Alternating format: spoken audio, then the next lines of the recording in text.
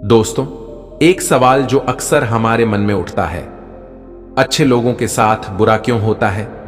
जीवन में कठिनाइयां और विपत्तियां हर किसी के जीवन का हिस्सा है, लेकिन अच्छे लोग अक्सर सोचते हैं कि उनके साथ ही ऐसा क्यों होता है। बुद्ध कहते हैं, यह हमारे कर्मों का चक्र है जो समय के साथ अपना फल अवश्य देता है। बुरे हालात हमें कमजोर नहीं बनाते, बल्कि और अधिक मजबूत बनाते हैं।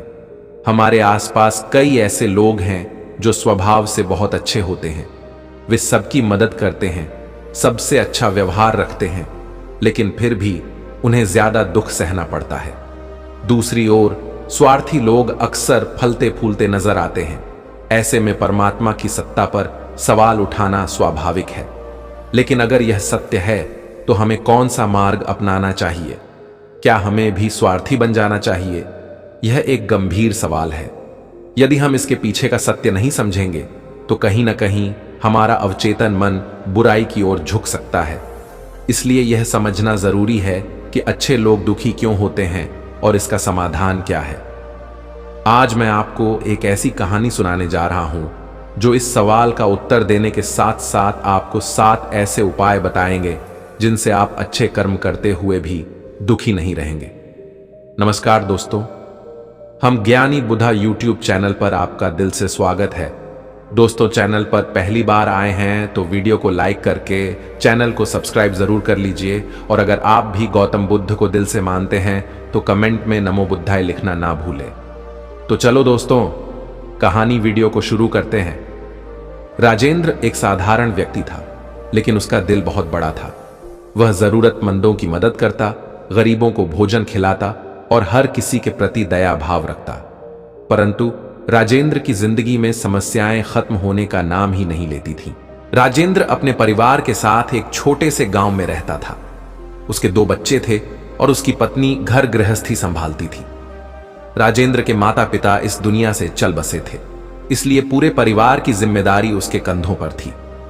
बच्चे अपनी पढ़ाई करते थे और उसकी पत्नी घर के कामों के साथ साथ गाय, भैंस और बकरियों का दूध बेचकर घर का खर्चा चलाती थी। राजेंद्र गांव के पास पहाड़ों में पत्थर तोड़ने का काम करता था। यह काम बहुत मेहनत भरा था। वह सुबह से शाम तक कड़ी मेहनत करता और रात को थका हारा घर लौटता। लेकिन इतनी मेहनत करने के बावजूद अगर गांव का कोई व्यक्ति उससे मदद मांगता तो वह कभी मना नहीं करता।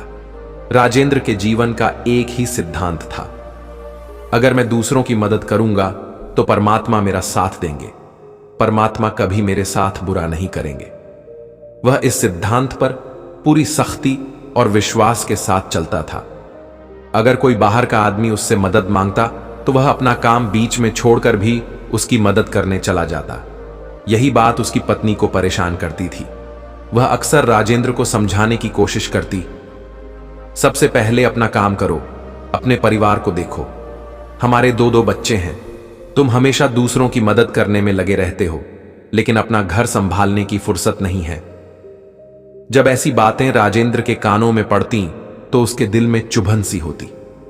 पति पत्नी के बीच इसी बात पर अक्सर बहस और झगड़ा हो जाता।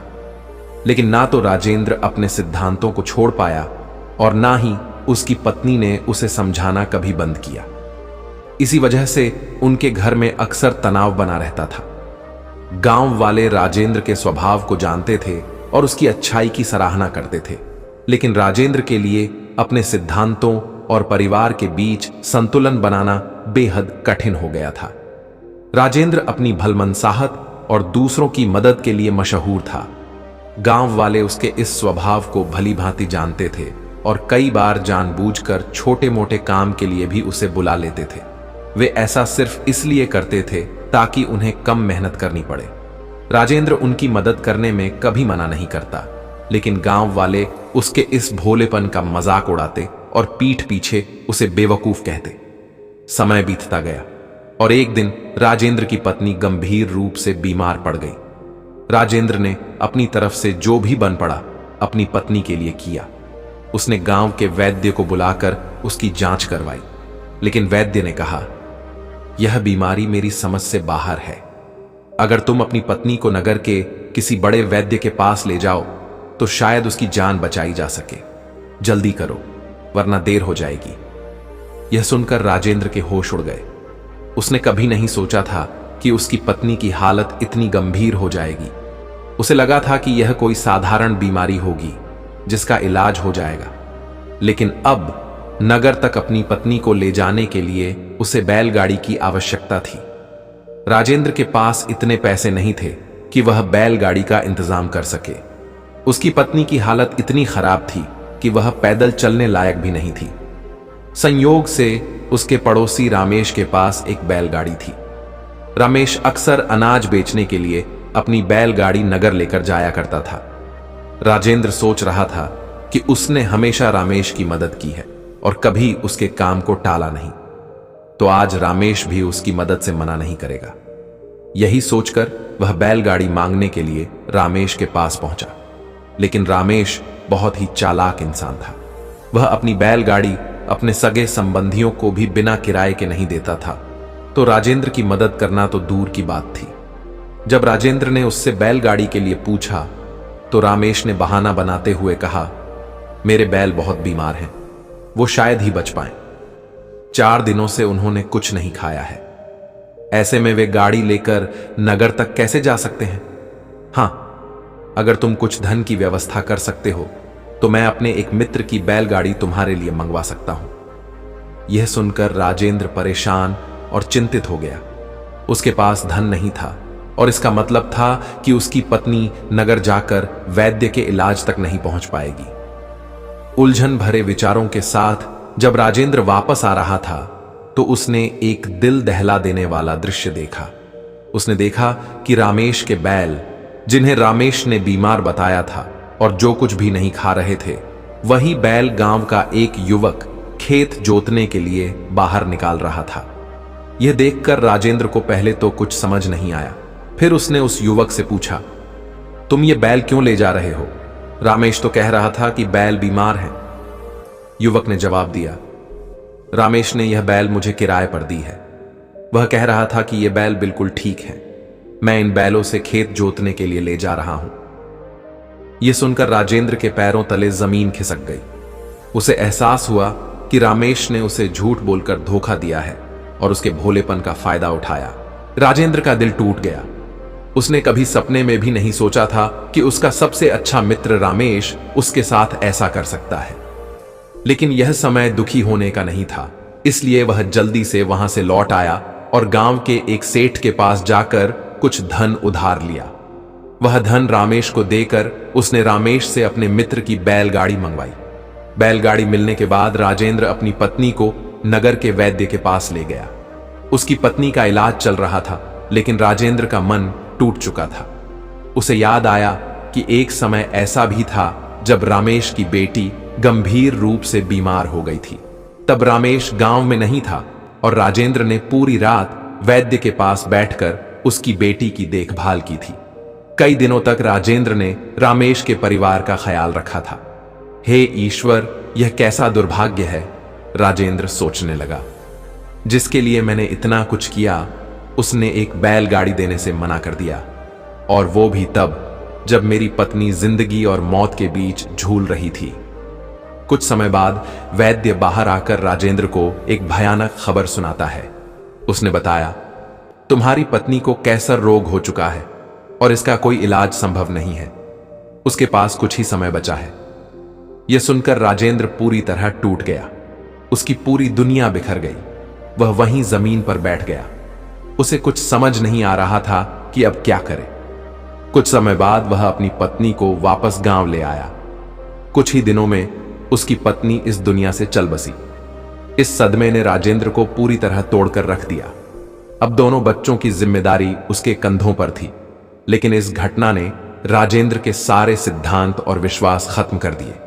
उसके मन में बस एक ही बात बार बार आती, अच्छे कर्म करने से परमात्मा साथ नहीं देता, बल्कि बुरे लोग फलते फूलते हैं, और इसका सबसे बड़ा गवाह मैं खुद हूं।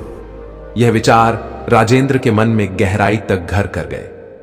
धीरे धीरे उसका मन समाज और दुनिया से विमुख हो गया, और एक दिन ऐसा भी आया जब उसने अपने बच्चों को अपने रिश्तेदारों के पास छोड़ दिया और इस दुनिया को त्याग कर सन्यासी बनने के लिए घर से निकल पड़ा। गांव में किसी को कुछ नहीं बताया गया। किसी को यह भी नहीं पता चला कि राजेंद्र अचानक कहां चला गया। राजेंद्र सन्यास की दीक्षा लेने के लिए एक बौद्ध मठ में भिक्षुक के पास पहुंचा। उस समय भिक्षुक ध्यान में लीन थे। जब भिक्षुक ध्यान से बाहर आए तो उन्होंने बड़े ध्यान से राजेंद्र के चेहरे को देखा और उससे सन्यासी बनने का कारण पूछा। राजेंद्र ने अपनी पूरी आप बीती सुना दी और कहा, हे गुरुदेव, इस दुनिया से मुझे कुछ भी हासिल नहीं हुआ। मैं इस दुनिया से पूरी तरह विरक्त हो चुका हूं। जब मेरे अपने दोस्तों ने ही मेरा साथ नहीं दिया तो इस संसार में रहने का क्या मतलब। इसी वजह से मैं सन्यासी बनना चाहता हूं। भिक्षुक ने मुस्कुराते हुए कहा, याद रखना भंते, जीवन से विरक्त होकर सन्यासी बनना तुम्हें परम सुख तक कभी नहीं पहुंचा सकता। तुम इस संसार को छोड़ने का कारण दुख और धोखा मान रहे हो और इसी बोझ के साथ सन्यास लेने से तुम्हें परमानंद प्राप्त नहीं होगा। सन्यासी जीवन का वास्तविक लाभ तब मिलता है जब तुम्हारी परमात्मा में पूर्ण आस्था हो। मैं तुमसे पूछता हूं, क्या तुम्हारी आस्था परमात्मा में है? यह सुनकर राजेंद्र बोला, हे गुरुदेव, मैं तो यह देख चुका हूं कि जो बुरे कर्म करता है वह फलता फूलता है और जो अच्छा करता है उसे दुख ही दुख मिलता है। ऐसे में मैं परमात्मा पर अपनी पूर्ण आस्था कैसे रख सकता हूं? भिक्षुक ने गंभीरता से कहा, यही मैं तुम्हें समझाना चाहता हूं। अगर तुम पूरी ऊर्जा सन्यासी जीवन में लगाओ और फिर भी तुम्हें फल प्राप्त न हो तो तुम्हें कैसा लगेगा? इसी कारण सन्यासी बनने से पहले तुम्हें संसार और जीवन को समझना होगा। मैं तुम्हें 7 सिद्धांत बताता हूं। इन्हें समझकर संसार में लौट जाओ, अपनी जिम्मेदारियां निभाओ, उसके बाद ही सन्यास का सच्चा अर्थ समझ पाओगे।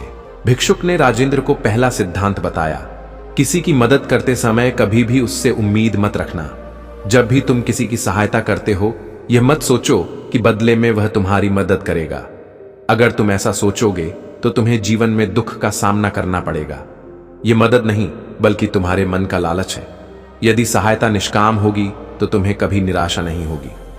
भिक्षुक ने कहा, मदद करने की भावना सभी के लिए समान होनी चाहिए। यह मत सोचो कि मैं धनवान मित्र की मदद कर दूं क्योंकि वह भविष्य में मेरी सहायता कर सकता है। सहायता का मापदंड निष्पक्ष होना चाहिए। भिक्षुक ने राजेंद्र को दूसरा सिद्धांत बताया, सहायता का आधार निष्पक्ष होना चाहिए। भिक्षुक बोले, अगर एक तरफ तुम्हारा मित्र तुम्हें बाजार से महंगे पकवान मंगाने के लिए कहे और दूसरी तरफ एक भूखा गरीब आदमी तुम्हें 2 रोटी के लिए पुकारे तो किसकी मदद पहले करनी चाहिए?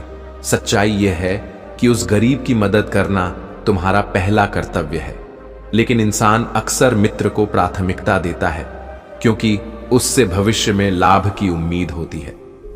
भिक्षुक ने राजेंद्र को तीसरा सिद्धांत बताया, अपने सामर्थ्य के अनुसार सहायता करो। भिक्षुक ने समझाया, अपनी सहायता की सीमा निर्धारित करो। किसी को इतनी मदद मत करो कि तुम्हारा परिवार कष्ट में आ जाए। अपने परिवार और बच्चों की जरूरतों का ध्यान रखना तुम्हारी प्राथमिक जिम्मेदारी है। उसके बाद ही दूसरों की मदद करनी चाहिए। भिक्षुक ने राजेंद्र को चौथा सिद्धांत बताया, अपने कर्म को प्राथमिकता दो। भिक्षुक ने कहा, कभी भी अपने कर्म को छोड़कर दूसरों की मदद करने मत जाओ।